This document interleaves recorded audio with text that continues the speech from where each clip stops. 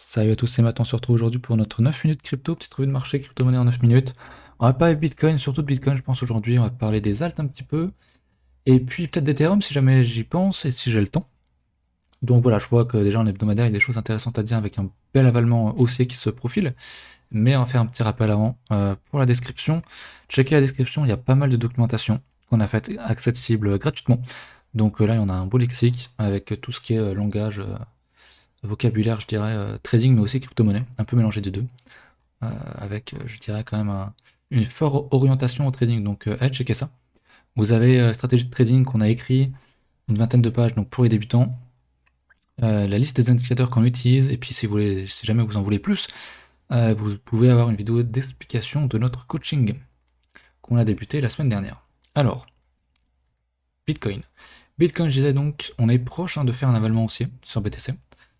Je vais regarder, hop, il faudrait qu'on casse d'ici dimanche, enfin qu'on close au-dessus de ce niveau-là, donc au-dessus des 57 633 en clôture, donc dimanche soir. Ça serait un bel avalement haussier sur Bitcoin, ce qui pourrait servir de signal pour la continuation à la hausse finalement, puisque bah, la tendance est quand même très largement haussière. Beaucoup ont peur, beaucoup sont déjà short, mais bon, concrètement, je veux dire, il n'y a rien qui fait peur pour l'instant en tout cas. Pour que vraiment, je pense que la tendance de fond soit remise en cause, il faudrait qu'on aille là-dedans. Donc là, je dirais plutôt que c'est un bon achat, hein. On parle souvent du Vegas, gros niveau de support. On a également le premier arrêt, niveau Fibonacci.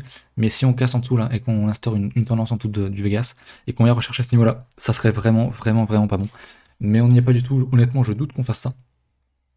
Alors, on est plus sur des niveaux à payer, à mon sens, dans le cadre d'une stratégie de continuation de tendance, plutôt que de vendre ici. C'est vraiment du gambling, hein, de vendre un bull market, de vendre bah, une bulle en fait. Vendre une bulle, ça se fait pas comme ça. C'est beaucoup trop tôt à mon sens, donc on en reparlera quand on pensera que ce sera intéressant. Mais short ce genre de pattern, c'est du suicide, hein. Très clairement, c'est du suicide. Ça serait quand même très con de perdre de l'argent alors que le marché monte. Enfin bon. Du coup, on va regarder vite fait en H4. On voit que le moteur s'est bien refroidi à un niveau funding. On est très bas, on a même eu un petit peu de négatif. Je sais pas si ça se verra sur YouTube. Mais c'est plutôt bon signe, le moteur se refroidit, et puis donc les gens. C'est-à-dire que ici, les gens paniquaient, hein, sur ce mouvement-là. Concrètement, les gens vendaient. Ils étaient prêts à payer des frais pour short, alors que la tendance est haussière. C'est quand même fou. Mais c'est comme ça, écoutez, donc il y a pas mal de gens qui ont dû être piégés, hein, là-dedans, en short. Donc pas étonné qu'on ait un mouvement à la hausse ici. Maintenant, au niveau de l'open interest, bon bah, l'open interest entre dans une tendance baissière. C'est intéressant à noter. Si je veux bien le dessiner. Hop. Bon, on voit très bien que l'open interest est dans une tendance baissière. Donc j'aimerais bien qu'il remonte, qu'il reprenne une tendance un peu plus à la hausse, qu'il vienne rechercher les plus hauts ici. Et pour qu'on aille casser les plus hauts sur le cours, ça serait pas mal. Et puis comme ça, on aura une belle tendance haussière avec un open interest qui suit. Et donc ça montrerait que bah, y a toujours de l'engouement dans le marché à la hausse. Donc ça serait très bien, parce que dans toute la montée, on a fait que des plus hauts sur l'open interest. Si on commence à faire des plus hauts sur Bitcoin et qu'on ne suit pas sur l'open interest, ça nous ferait une divergence. Donc là, attention, ça pourrait être pas très bon. Mais bon, il y a largement le temps de voir venir. Ça se verra peut-être plutôt sur du daily plutôt que sur du H4, mais il y a vraiment le temps encore, hein, largement. Donc voilà, pour le funding en tout cas, c'était surtout le funding qui m'intéressait, puisque bah, on est quand même quasiment plat, alors qu'on est à 56 000, et très proche de la TH, donc ça c'est intéressant. Donc voilà. On va passer sur les alts du coup, avec la Bitcoin dominance qui continue de tomber. On voit que les capitaux se dirigent de plus en plus vers les alts, d'ailleurs ça se voit, hein, c'est quand même assez vert aujourd'hui, sur les alts que j'ai. Donc plutôt bon signe. On est dans une zone quand même charnière de prise de profit, hein. Ici, on a une belle zone technique, même si je pense qu'on peut l'exploser à la baisse assez rapidement. On voit bien, hein, en 2017, on a vraiment eu des gros mouvements très violents, assez rapides du coup. Ouais, je pense que la dominance, j'en parlais ce matin en coaching, je pense que la dominance, plus on avance dans le temps, plus j'ai l'impression que bah, les 35% là, on va les exploser et qu'on ira bien plus bas. Parce que quand je vois le graphique des charts, je me dis qu'il y a un tel potentiel que je pense vraiment que la Bitcoin dominance va complètement s'écraser au sol et qu'on va atteindre des niveaux d'extension, donc 26, 23, 18, je sais pas, mais je pense qu'on peut au moins aller dans cette zone-là, donc voilà, il y a encore un très large potentiel sur les alts. On y vient juste après. On va peut-être prendre l'exemple d'Ethereum ou d'une autre. Qu'est-ce que je cherche? Le market cap des alts. Market cap des alts, bon bah ça qui a bougé depuis la semaine passée. Depuis aussi quand même, on a une belle bougie en avalement haussier, donc c'est très bullish. Tendance haussière, hein, pourquoi ne pas aller dans les alts alors qu'en gros, comme j'expliquais ce matin aussi, depuis qu'on a cassé ce niveau-là ici, on était en tendance haussière de retournement de tendance, et maintenant on est en tendance haussière forte, confirmée. Et il faut juste jouer la tendance, hein, je veux dire. Voilà, hein, quand on a cassé la TH en début 2017, 16-2017, on a eu un gros mouvement haussier derrière, et je pense vraiment qu'on est qu'au début, entre guillemets. Et ma première zone d'intérêt de prise de profit, de grosse, très très grosse prise de profit, ça sera là-dedans, donc à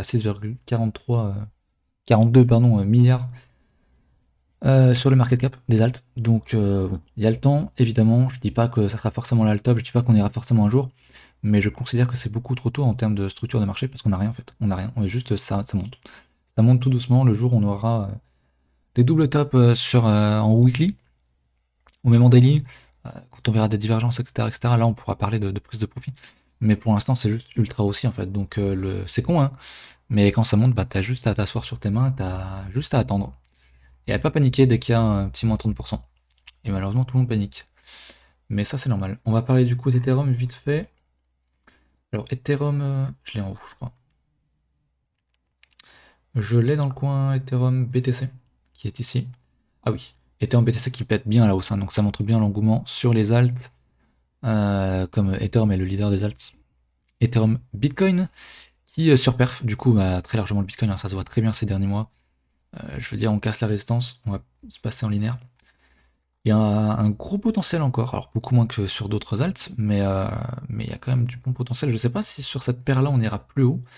Je pense pas que sur le long terme, Ethereum est voué à prendre de la dominance de Bitcoin. Enfin, je pense pas que qu'Ethereum tend à s'approcher de la valeur de BTC.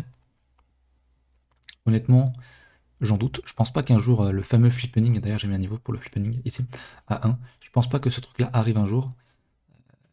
En fait, quand les gens vont parler de flippening, Ethereum, Bitcoin, donc quand Ethereum sera supérieur à Bitcoin, je pense que ce sera globalement le moment de vendre. Mais là, on en est encore très très loin. Je sais, vraiment, en termes de target, je sais pas si on ira plus haut que ça. Parce qu'on était quand même à 0,15 BTC. Hein, Ethereum valait quand même 0,15 BTC. C'est quand même pas mal. Si jamais on ira à ce niveau-là ou plus haut, je pense pas qu'on aille plus haut. Bon, en tout cas, je pense pas qu'on s'approche même des 0,5 hein, ici. Je pense même pas qu'on aille à 0,5.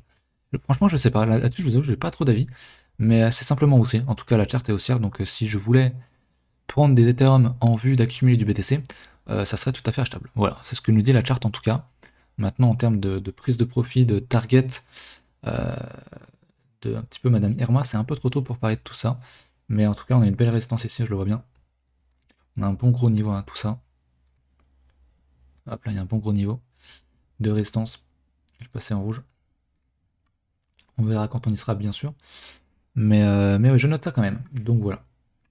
On va checker du coup Ethereum en USD parce que je crois qu'il est très fort. J'ai pas cliqué.